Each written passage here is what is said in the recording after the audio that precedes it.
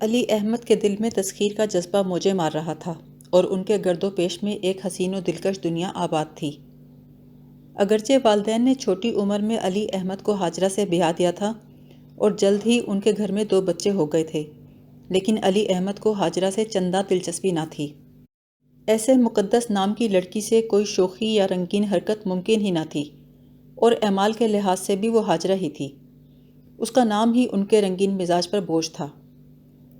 ایک تو ویسے ہی بیویوں کے متعلق علی احمد کا خیال یہ تھا کہ انہیں جلد عام ہو جانے کی عادت ہوتی ہے، چاہے کتنے چاؤ چونچلوں سے بیاہ کر لاؤ، کتنے رکھ رکھاؤ سے رکھو، جلد ہی وہ باورچی خانے میں بیٹھی یا تو آلو چھیل رہی ہوں گی یا راکھ بھرے چولہے میں پھونکے مار رہی ہوں گی۔ دوسرے ویسے بھی ہاجرہ کا قد چھوٹا تھا اور اس میں نزاکت کا عنصر مفقود تھا۔ وہ ان بیویوں میں سے تھی جو خاوند کے سامنے تسلیم و رضا کی شدت سے بے جان ہو کے رہ جاتی ہیں۔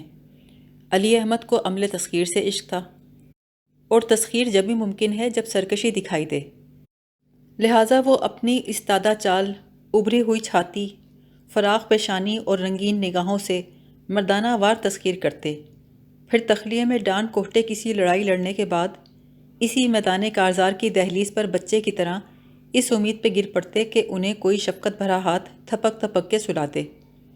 اس طرح ان کی شخصیت کے جملہ 3 پہلو تھے: بچہ، ٹین کا سپاہی، جنگجو سورما۔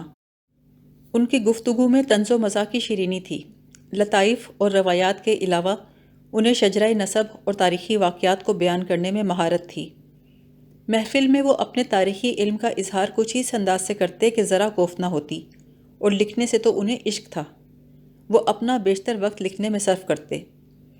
اتفاق سے ان کی توجہ تصنیف و تالیف کی طرف مائل نہ ہوئی اور محض گھر کا حساب کتاب اور پیدائش اور اموات کی تاریخوں کو نوٹ کرنے پر محدود رہی۔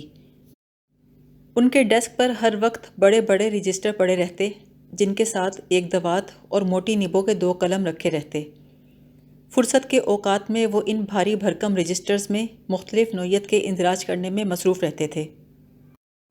علی احمد روپے خرچ کرنے میں بہت محتاط تھے اور ہر قسم کے خرچ کو فضول خرچ سمجھتے تھے، حتیٰ کہ عورت پر بھی روپیہ خرچ کرنے کے قائل نہ تھے۔ ان کا خیال تھا عورت کو تسخیر کرنے کے لیے سب سے ضروری چیز باتیں ہیں، اور عورت کی خوشی کو روپے پیسے جیسی مادی چیز سے کوئی تعلق نہیں۔ اس کا تجربہ وہ نوجوانی ہی میں کر کے عظیم الشان کامیابیوں سے ہمکنار ہو چکے تھے۔ ابتدائی دور میں چاننا کے التفات نے ان میں خود اعتمادی کی بنا ڈالی، اور صفیہ کی ڈرامائی شکست نے تو انہیں ہیرو ہی بنا دیا۔ صفیہ کا لامبا قد، کشادہ پیشانی اور استادہ چال دیکھ کر محسوس ہوتا تھا جیسے قدرت نے شام کوٹ کے گاؤں میں کلو پترا پیدا کر دی ہو۔ صفیہ کو دیکھ کر علاقے کا پولیس انسپکٹر شہاب الدین اوسان کھو بیٹھا، لیکن اعلیٰ افسر ہونے کے باوجود وہ شام کوٹ کی اس مٹیار کو اپنی جانب متوجہ نہ کر سکا، اور آرزوئے عشق سے مجبور ہو کر صفیہ کو اغوا کر لیا۔ چونکہ اس کے ذرائع وسیع تھے، اس لیے وہ صفیہ کو لے کر امرتسر پہنچ گیا۔ اسے اپنے موروثی مکان کے دیوان خانے میں بٹھا کر والدین کی رضامندی حاصل کرنے چلا گیا، تاکہ صفیہ کے لیے اپنے مکان میں دائمی جگہ پیدا کر سکے۔ اتفاق سے اسی وقت علی احمد اپنے دوست شہاب الدین سے ملنے پہنچے۔ صفیہ کو دیکھ کر وہ بھونچ کے رہ گئے۔ اس کی بے پرواہ بھرپور جوانی نے ان کو للکارا۔ نہ جانے اس مختصر وقفے میں شہاب الدین کے دیوان خانے میں ٹین کے سپاہی نے اس سرخ و سفید مٹیار کو کیا جوہر دکھائے کہ شہاب الدین کی آمد سے پہلے ہی صفیہ علی احمد کی ہو کر رہ گئی، اور ایک بچے کی طرح علی احمد کی انگلی پکڑے دیوان خانے سے نکل آئی۔ آصفی محلے میں صفیہ کو چھپائے رکھنا مشکل نہ تھا، اس لیے پولیس کی صفیہ کو ڈھونڈ نکالنے کی کوششیں اکارت گئیں، اور صفیہ چپکے سے علی احمد کی بیوی بن گئی۔ صفیہ کی آمد پر ہاجرہ بہت سٹپٹائی، بہت روئی پیٹی، لیکن اس کی سنتا کون تھا؟ چاہے صفیہ آتی یا نہ آتی، علی احمد کے گھر میں اس کی کوئی حیثیت نہیں تھی، اس لیے وہ جلد ہی خاموش ہو گئی۔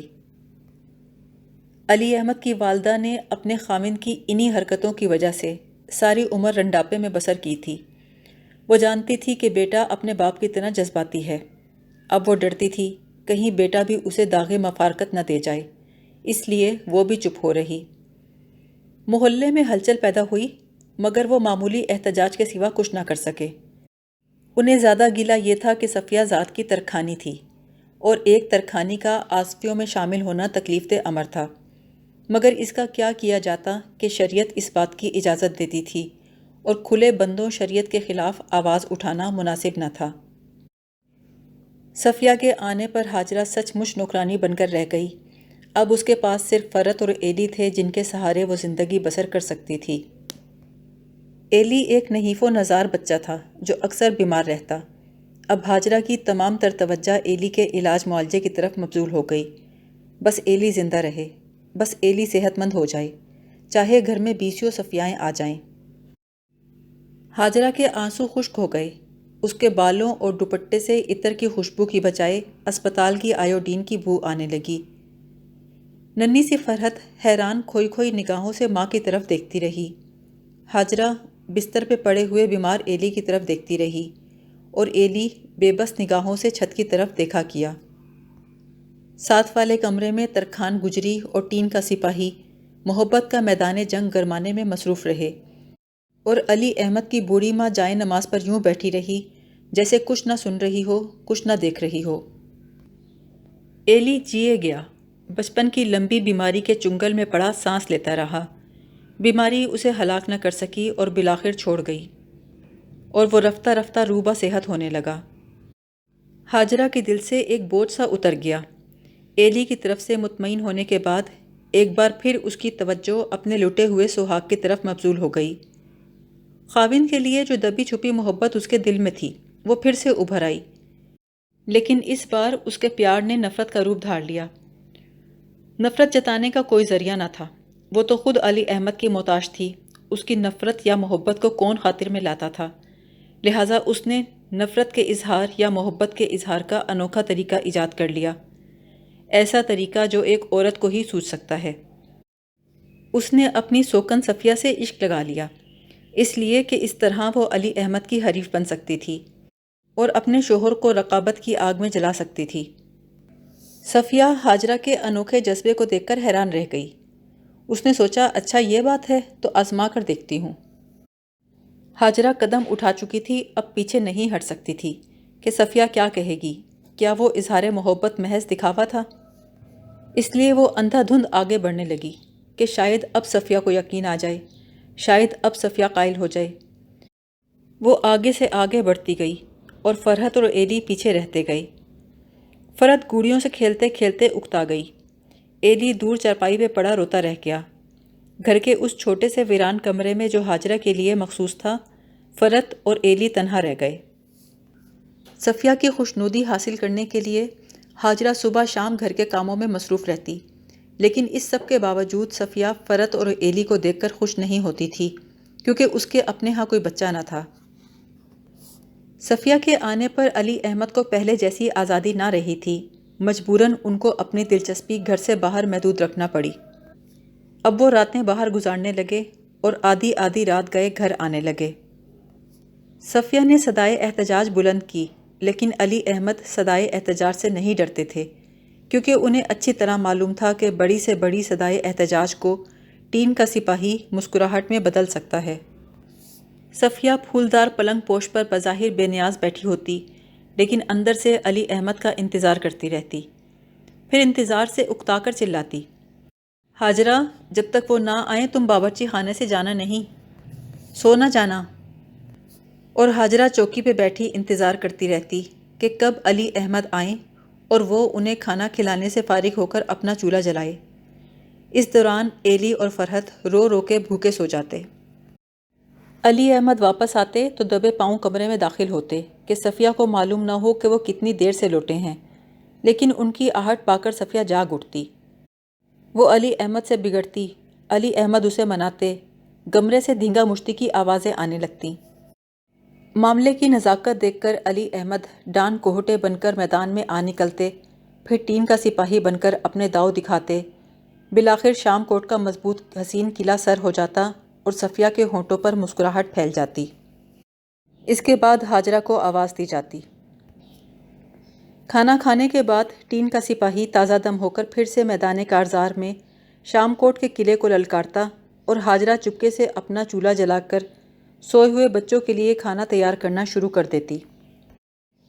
ہاجرہ اس بات کا خاص خیال رکھتی کہ بچے یہ محسوس نہ کریں کہ جو چیز علی احمد اور صفیہ کو میسر تھی وہ انہیں نصیب نہیں، اس لیے وہ ان کے لیے ہر قسم کی چیز تھوڑی تھوڑی منگواتی تھی۔ اگر علی احمد کے لیے پلاؤ تیار ہوتا تو وہ انہیں نمکین چاول بنا کر کہہ دیتی کہ یہ پلاؤ ہے۔ بچے خوش ہو کر کھا لیتے، لیکن اس کے باوجود بھی جب وہ دیکھتے کہ ان کی ماں سارا دن برتن مانجنے اور کھانا پکانے میں مصروف رہتی ہے اور صفیہ کو پلنگ پر بیٹھ کر حکم چلانے کے سوا اور کوئی کام نہیں، تو وہ محسوس کرتے کہ ان کی ماں ایک نوکرانی ہے اور علی احمد ان کے ابا نہیں، ان کے آقا ہیں۔ پھر صفیہ کو ایک نئی بات سوجی، ایک نیا امتحان۔ ہاجرہ، دیکھو تو میری باہوں میں سونے کے کڑے ہوں تو کیسا رہے؟ اس دن سے ہاجرہ کی زندگی میں ایک نئی بات پیدا ہو گئی۔ صفیہ کے کڑوں کے لیے پیسے جمع کرنا، صفیہ کے لیے ریشمی کپڑے مہیا کرنا۔ ایلی اب بڑا ہوتا جا رہا تھا، گرد و پیش کے حالات کو سمجھے بغیر ان سے متاثر ہو رہا تھا۔ پلنگ پر بیٹھی ہوئی صفیہ اس کی توجہ کا مرکز بنی جا رہی تھی، جس کے حکم کو بجا لانے کے لیے اس کی ماں کمر بستہ رہتی تھی، جس نے ماں کو بچوں سے چھین لیا تھا، جس نے باپ کو جادو کے زور سے ٹیم کے سپاہی میں تبدیل کر دیا تھا۔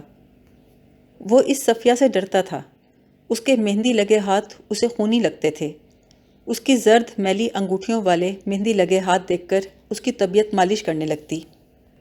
صفیہ کو معلوم تھا کہ ایلی مہندی والے ہاتھوں سے چڑھتا ہے اور انگوٹھیوں سے گھن کھاتا ہے، اس لیے وہ جان بوجھ کر ہر کھانے کی چیز کو ہاتھ لگا دیتی اور اسے آواز دیتی، ایلی یہ لو مٹھائی، پھر مٹھائی کو اپنے ہاتھوں سے اچھی طرح مسل کر اسے دیتی۔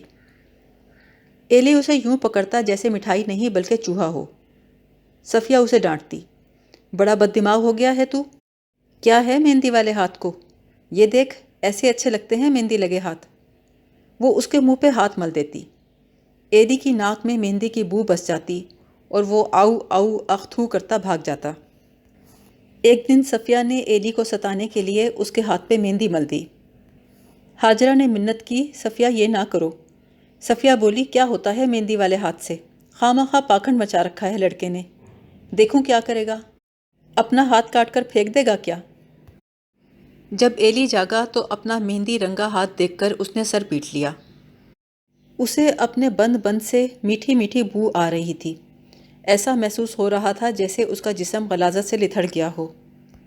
صفیہ باہر صحن میں کھڑی بال بنا رہی تھی، اس نے سفید ململ کی باریک کرتی پہنی ہوئی تھی۔ ایلی کا حال دیکھ کر مسکرا دی۔ نہ جانے ایلی کو کیا ہوا، لپکا اور صفیہ کی قمیض پر پل پڑا۔ اس کے ناخن ململ میں دھس گئے اور قمیض کی دھجیاں صحن میں اڑنے لگیں۔ وہ دیوانہ وار چلا رہا تھا، مجھے بڑا ہو لینے دے، مجھے 10ویں پاس کر لینے دے۔ وہ سوچے سمجھے بغیر چلاتا رہا، ململ کی دھجیوں کو بکھیرتا رہا، یہاں تک کہ آواز اس کے حلق میں سوکھ گئی۔ صفیہ حیران کھڑی رہ گئی، سمجھ میں نہ آتا تھا کیا کرے۔